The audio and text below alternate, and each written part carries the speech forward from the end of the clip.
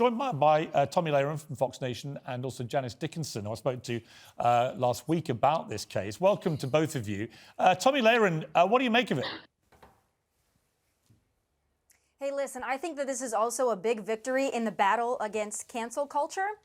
And in America, we've dealt with that for 2+ years now. Listen, I would have had respect for Amber Heard if she would have penned an op-ed talking about how toxic relationships can be so damaging and talking about getting yourself out of a toxic situation. I would have had respect for her if she had gone that route. She didn't. She wanted to cancel Johnny Depp. The world watched her try to cancel Johnny Depp. And in the end of the day, she lost. And I believe it was a rightful loss. And going back to this whole notion of the Me Too movement, it is maybe started with wonderful intentions, but as you mentioned, Piers, it has gone far too far. We can't just believe all women because, believe it or not, women can be abusers too, and I believe that's what Amber Heard was. Well, Tomi, let me just... just... the jury believes Amber Heard was, and now she's going to have to pay for it. Right, let me just read you. There's a statement here from Amber Heard, which I'm going to read in full and get your reaction to it. The disappointment I feel today, she says, is beyond words. I'm heartbroken that the mountain of evidence still wasn't enough to stand up to the disproportionate power, influence and sway of my ex-husband.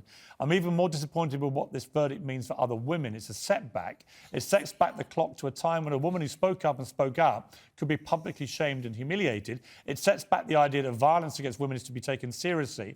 I believe Johnny's attorney succeeded in getting the jury to overlook the key issue of freedom of speech and ignore evidence that was so conclusive that we won in the UK.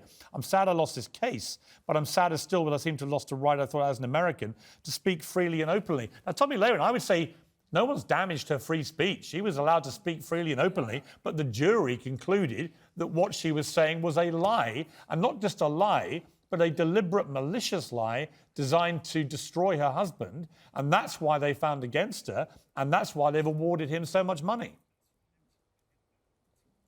Yeah, free speech doesn't mean that you could lie about somebody else for your own personal gain or to bolster your own career in Hollywood and what have you. And when she's talking about a setback, she is the setback for women. When you have somebody in her position with such a platform that she has, and the jury finds that you lied about it with actual malice, you are the setback to so many women that don't have the platform that you have, that have actually been abused and don't have a voice. She should be ashamed of herself, and we'll see if she can make a comeback, but I don't think so. You can't go after people. You can't cancel them for no reason. This is a big victory for Johnny Depp and the war against cancel culture. Let me bring in Janice Dickinson. Janice, we spoke about this last week, and you know, you were, I think, hopeful this would be the verdict. What do you think Johnny Depp's reaction would have been to this?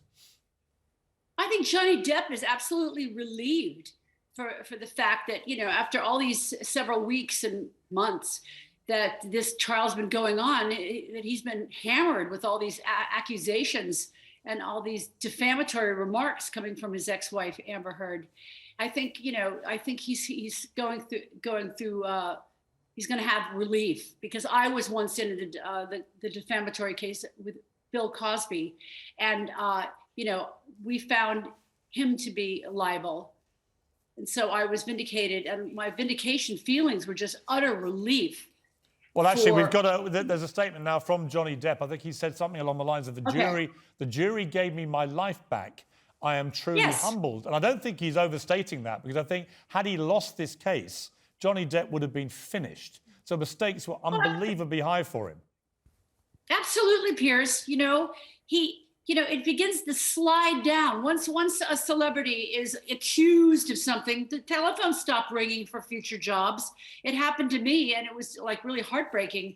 And I'm sure he got canceled from the Pirates of the Caribbean franchise, and he got canceled from all these other jobs. And these is millions of dollars for this poor guy. Poor guy. You know, I think that I think has a big sense of relief now, and the court of public opinion for him is that I was right when I came on your show last week, and I said I'm pro Johnny Depp because I don't believe Amber Heard. I never believed all her accusations from the start. It sounded like a pathetic woman just clamoring for attention to make herself.